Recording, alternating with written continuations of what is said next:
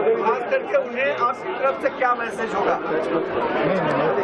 महायुति की प्रगतिशील और महाराष्ट्र को नई ऊंचाइयों पे लेके जाने वाली सरकार फिर एक बार महाराष्ट्र में अवश्य चुनकर आ रही है। सभी जगह की खबरों के हिसाब से स्पष्ट पूर्ण बहुमत की एक मजबूत सरकार भारतीय जनता पार्टी, शिवसेना, राष्ट्रवादी कांग्रेस, अजीत पवार और आरपीआई अठावले ग्रुप की अब महाराष्ट्र में आना नक्की है। महाराष्ट्र के लोग विकास चाहते हैं, महाराष्ट्र के लोग समाज को जोड़ने वाली सरकार चाहते हैं, महाराष्ट्र के मतदाता ऐसी सरकार चाहते हैं जो प्रधानमंत्री नरेंद्र मोदी जी के साथ कंधे से कंधा मिलाकर महाराष्ट्र को आगे भी नंबर 1 स्टेट बनाए रखे। और मैं समझता हूँ कि मलाड की जनता अब बदलाव चाहती है। मलाड डिमांड्स चेंज और समय आ गया है कि मलाड भी इस बार भारतीय जनता पार्टी के श्री विनोद शेलार को जिताकर, प्रचंड बहुमत से जिताकर 6 के 6 आमदार उत्तर मुंबई में महायुति के होंगे और हम सब मिलके उत्तर मुंबई को उत्तम मुंबई बनाने का काम करें।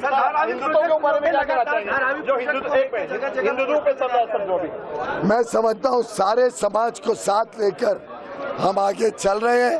प्रधानमंत्री मोदी जी ने कभी किसी के धर्म, भाषा, जाति के आधार पर भेदभाव नहीं किया है और मुझे पूरा विश्वास है आगे भी महायुति की सरकार सभी का उद्धार करके महाराष्ट्र को आगे बढ़ाएगी। हम सभी स्लम्स को अच्छे पक्के मकान उन्हीं की जगह पर जहां वो रहते हैं वहीं पर उनको अच्छा पक्का मकान मिले, अच्छा घर मिले, अच्छा जीवन मिले, उसके लिए प्रतिबद्ध है।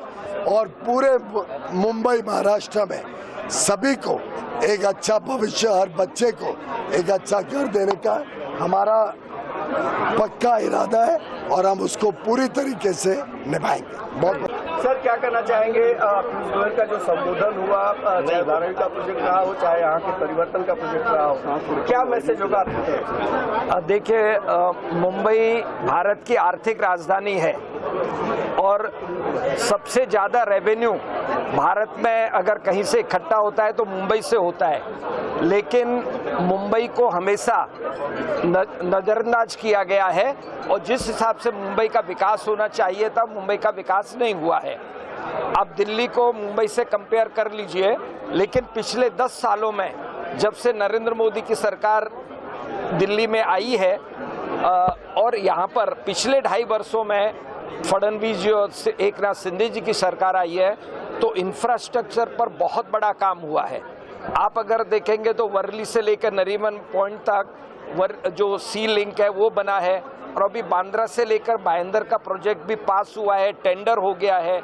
और एक वर्सोवा से लेकर के मलाड मठ तक जो ब्रिज का है उसका भी टेंडर पास हुआ है, निर्माण कार्य शुरू हुआ है। और ये जो फ्लाईओवर्स है, अटल सेतु है और जितना काम ये पिछले 2.5 वर्षों में एकनाथ शिंदे और फडणवीस जी सरकार ने किया है, उस गति को आगे कायम रखने के लिए फिर से एक बार महाराष्ट्र में भारतीय जनता पार्टी, शिवसेना एकनाथ शिंदे, अजीत पवार राष्ट्रीय कांग्रेस पार्टी और बाकी दलों की सरकार बने। तो आज यहाँ पीयूष जी का जो कार्यक्रम था उसमें समाज के बहुत प्रतिष्ठित doctors, chartered accountant, businessman, builders, architects, ये करीब 500 की तादाद में ऐसे लोग थे जो किसी भी राजनीतिक पार्टी के कार्यक्रमों में नहीं जाते हैं, लेकिन वो समाज के प्रति जागरूक हैं और समाज के प्रति उनका योगदान हमेशा हमें मिलता है, आर्थिक रूप से भी मिलता है, सभी प्रकार से मिलता है। तो पीयूष जी ने यहाँ पर उत्तर मुंबई में चल रहे जो विकास कार्य हैं, वो भरली आकुर्ली का ब्रिज हो, आकुर्ली का सबवे हो या मलाड का इस कॉन्स्टिट्यूएंसी का जो ट्रैफिक रहती है मारवे रोड पर, वहाँ का फ्लाईओवर की बात हो, और यहाँ पर जो एक नैरेटिव चलाया जा रहा है कि भांडुप, धारावली, वहाँ के लोगों को यहाँ मलाड में जमीन दे करके उन्हें यहाँ पर स्थापित किया जाएगा, वो एकदम गलत नैरेटिव है।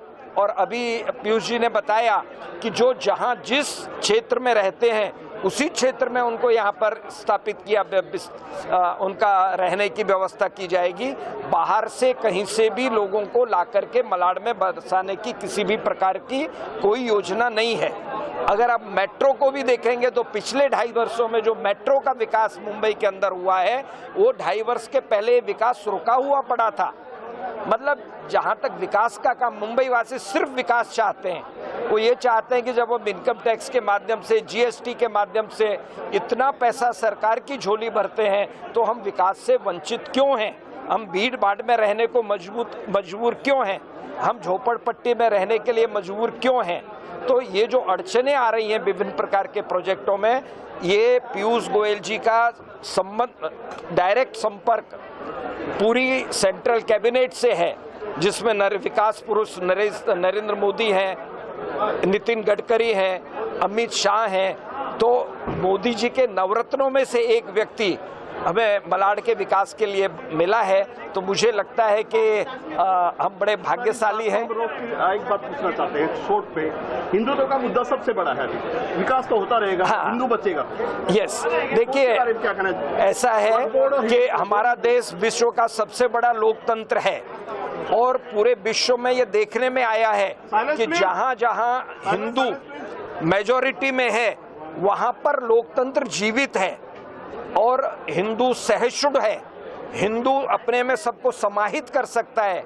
हिंदू कोई धर्म नहीं, एक जीवन पद्धति है। और हिंदू जब तक मेजॉरिटी में है, बहुसंख्यक है, तभी देश में शांति है। आप केरला को ले लीजिए, वेस्ट बंगाल को ले लीजिए, नागालैंड को ले लीजिए, मिजोरम ले लीजिए, बांग्लादेश को ले लीजिए, पाकिस्तान को ले लीजिए। जब जब आबादी का अनुपात कम हुआ है वहां पर आतंकवाद प्रखर हुआ है और आतंकवाद ने मानवता को शर्मसार किया है। तो ये हिंदू ही है जो अपने में सबको, जैसे दूध में शक्कर मिल जाती है, दूध में पानी मिल जाता है, उसी प्रकार सभी धर्मों को, सभी पंथों को, सभी पूजा स्थलों को समाहित करने का काम। आपने कभी देखा है कि कोई भी जुलूस निकल रहा है इस्लाम के स्वावलंबियों का तो हमने पत्थर फेंका हो? हमने कभी भी किसी धर्म के प्रोसेशन पे बनते हैं, मंदिर के लिए कानून बनते हैं, मस्जिदों के लिए कुछ नहीं है। ये जो सारा अभी तक 70 साल का जो हमारा इतिहास रहा, पिछले 10 वर्षों से नरेंद्र मोदी के हाथ की सत्ता है दिल्ली में, तो राम मंदिर का निर्माण हुआ है, काशी विश्वनाथ का निर्माण हुआ है, चारों धामों का निर्माण हुआ है, बेट द्वारिका का निर्माण हुआ है, द्वारकाधीश का मंदिर बना है, महाकाल बना है उज्जैन में। सैकड़ों जगह पर हमारे जीर्ण शीर्ण पड़े हुए धार्मिक स्थलों का अच्छी तरीके से जीर्णोद्धार हुआ है। तो हिंदू अगर रहेगा, हिंदू मेजॉरिटी में रहेगा, तो सारे धर्मों का लालन पालन पोषण, सबका साथ, सबका विकास, सबका विश्वास, सबका प्रयास, ये जो नरेंद्र मोदी जी ने ऐसे ही नहीं कहा, लेकिन जब जब देखा है कि हमारा अनुपात बिगड़ता है तो बांग्लादेश में जिस प्रकार से खुलेआम हिंदुओं का उनकी हत्या की जा रही है, उनके पूजा स्थलों को तोड़ा जा रहा है। आप इजराइल और हमास और हिजबुल्लाह में आतंकवादी हिंदू धर्म के अनुयायी नहीं होते, आतंकवादी एक ही धार्मिक व्यवस्था से क्यों निकलते हैं? तो इसीलिए एक रहोगे सेफ रहोगे, एक रहोगे नेक रहोगे, ये आचार्य योगी जी ने इसीलिए कहा है कि जब तक हिंदू इस देश में पूरी मेजॉरिटी में है तब तक हम सेफ और सुरक्षित हैं। जिस दिन हमारा अनुपात बिगड़ा उस दिन कन्हैया लाल जैसे केस उदयपुर में जो हुआ, अकोला में जो हुआ, लव जिहाद के माध्यम से हमारी बहन बेटियों की जो हत्या की जा रही है, ये तभी होगा जब हमारा आबादी का अनुपात बिगड़ेगा। आखिरी सवाल से, हसीना को भी जगह दी जाती है, सीमा को भी, ऐसा देश है। अब देखिए, अब मैंने बताया ना, पारसी जब हिंदुस्तान में आए थे तो दूध में शक्कर की तरह घुल मिल गए। तो आप भले मंदिर जाओ, मस्जिद जाओ, गिरजाघर जाओ या कहीं पर भी जाओ, आपकी पूजा पद्धति कुछ भी हो सकती है, लेकिन आप भारतीय हैं, देशभक्त हैं, देश प्रेम है, सभी को देश में रहने का अधिकार है, कोई भी पूजा पद्धति हो। कभी भी हिंदू ये नहीं कहता कि मस्जिद मत जाओ, गिरजाघर मत जाओ, गुरुद्वारे मत जाओ। हम सभी का आदर करते हैं, सभी का सम्मान करते हैं। हम अपनी माँ को प्यार करते हैं तो इसका मतलब ये नहीं है कि हम दूसरे की माँ को प्यार नहीं करते।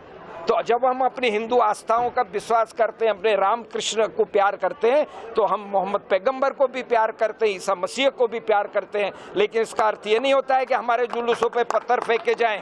एक व्यक्ति, कांग्रेस का एक आदमी नहीं बोलता है कि ये पत्थर क्यों फेंके जाते हैं जन्माष्टमी के पर और ये सब उनके उसमें लगे हुए हैं। उनका ये मुस्लिम आस्थाओं के प्रति हमारे मन में कोई भेदभाव नहीं है, लेकिन हम उनके ऊपर कभी पत्थर नहीं फेंकते, तो वो हमारे ऊपर पत्थर फेंकेंगे तो हम कभी भी सहन नहीं करेंगे। यही आदि